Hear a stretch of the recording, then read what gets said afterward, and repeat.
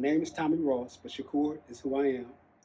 Shakur is Arabic and it means thankful, grateful, appreciative, and those are the characteristics that I strive for in my daily life. Oh, I'm from South Central Los Angeles. I was recently paroled from San Quentin in April of 2022.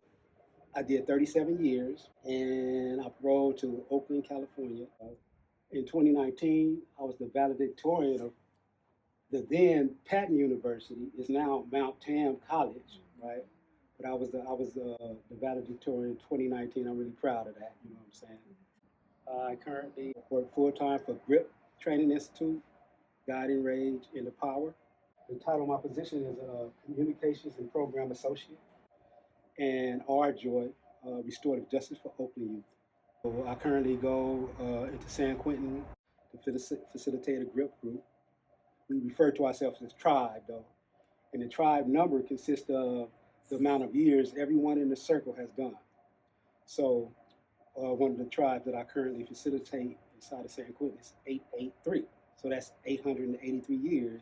And I also go into CTF, Soledad, which is in Soledad, California, Central California, to facilitate a GRIP tribe there.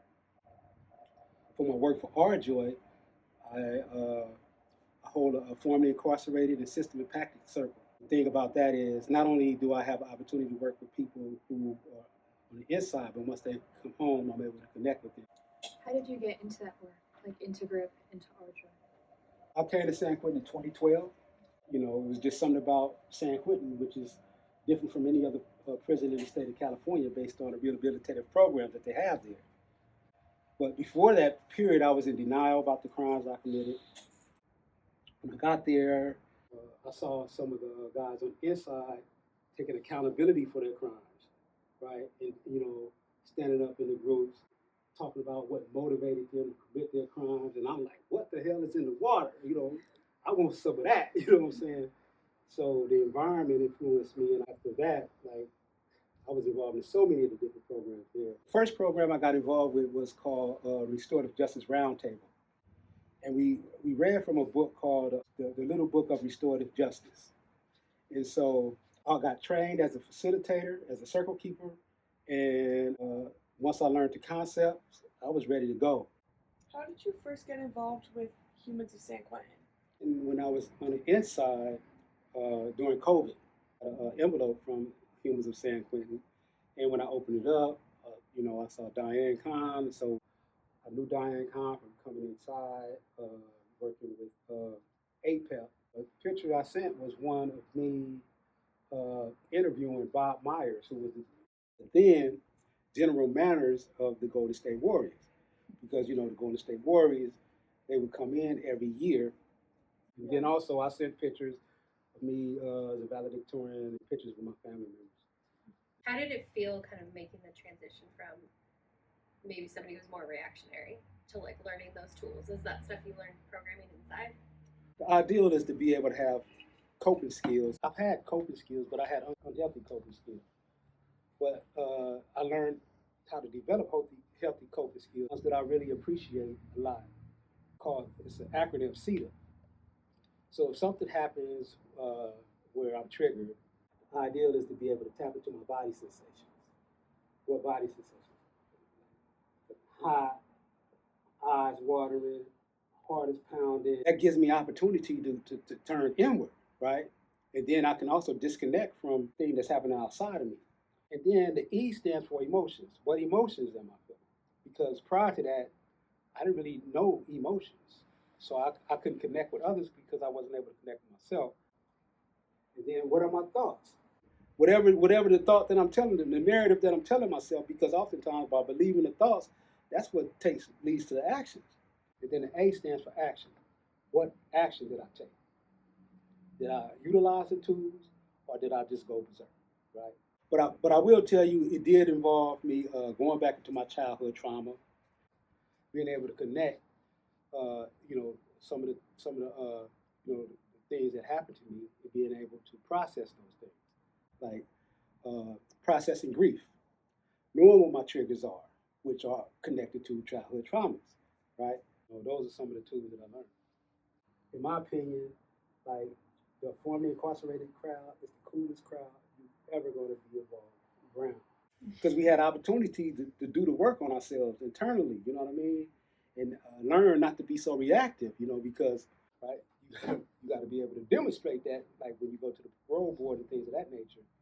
The formerly incarcerated crowd, that's it. What were kind of the first things you did for like jobs, housing, and just like to get like reacquainted? When I came home, I had called a Circle of Support and Accountability Team, COSA. And that consisted of people who were formerly incarcerated, family members, volunteers at San Quentin, right? What therapists, and so on. So I had 20 people sign a contract because I was determined to get out of prison to show that I had a safety net coming home. Principle in restorative justice, we have circles of harms, and so even within the little book of restorative justice, it gives you ideas of different forms of circle. So I was like, you know what? I can utilize this, and I put it into practice. So basically, by having them, they were someone who I can come in and check in with, like, yeah, I did this, I did that, and the third. I already had like jobs lined up, like with Grip. They wanted to hire me, before I even got out of prison. And so when I got out, I got that job. What was the biggest surprise when you got out? When I got approved, like to go overseas. Like I'm on parole. I didn't think it was gonna happen. The Ghana one was really huge because, the parole office, they usually wait till the last minute to tell you.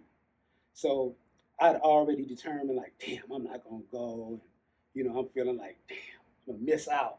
My colleagues, they're gonna go over and I'm not gonna have this opportunity. And so I decided, you know what, I'm gonna go for a walk. So as I'm going for a walk, I got a call, right, from one of the parole supervisors who told me I'm going to Ghana. And so I just lost it. Like I'm walking down the street screaming at car, I'm going to Ghana. I'm going to Ghana. It was really exciting, you know what I mean? What were you most excited to do or see when you first got out? To connect with family.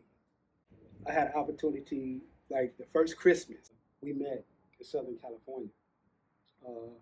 And just to go there and just be with all the family members, and we did karaoke. So I had opportunities to do karaoke, and so I really like karaoke. I'll give you some karaoke now. Is there somebody that's been an important role model to you? My cousin, Fanya Davis. Fanya Davis is, I don't know if you guys, have you ever heard of Angela Davis? Yes. Okay, that's my cousin. And her sister is Fanya Davis. Me and Fanya are like this. Fanya used to come into the prison. Angela came and visited me once when I was in San Quentin. You can imagine the stir that it caused when she came inside. Fanya started the organization. She's the former director and founder of Hardjoy. And she passed it down to a woman by the name of Tiasha Bankhead. This woman is brilliant. I mean, just who she is and how she shows up. It's just amazing to witness that. But I had a number of different mentors on the inside. Young person more my age named PJ. No, he was younger than me actually. He was one of the persons. This brother was from Cambodia. He's out now, and he's actually a board member of GRIP today. But he was somebody who really mentored me when I got to San Quentin and got me involved in a lot of different groups. But it's unfortunate now because he don't even like want to drive anywhere because the fear of being, captured by ICE. Yeah, one question is, what accomplishment are you most proud of? Would you say it's being valedictorian, or are there others too? Being able to travel. Ghana was like it just, I came back a different person because the experience of being there is so different from being born in this country, right? Where like when I'm walking down the street as a black man, people may like not really look at me or just keep moving or whatever. But there, people are making connections with you. And then there was also the history involved there, what was known as the dungeons. The dungeons were where they used to house the captives after they were captured inside the homeland and brought to the outskirts of the Cape Coast.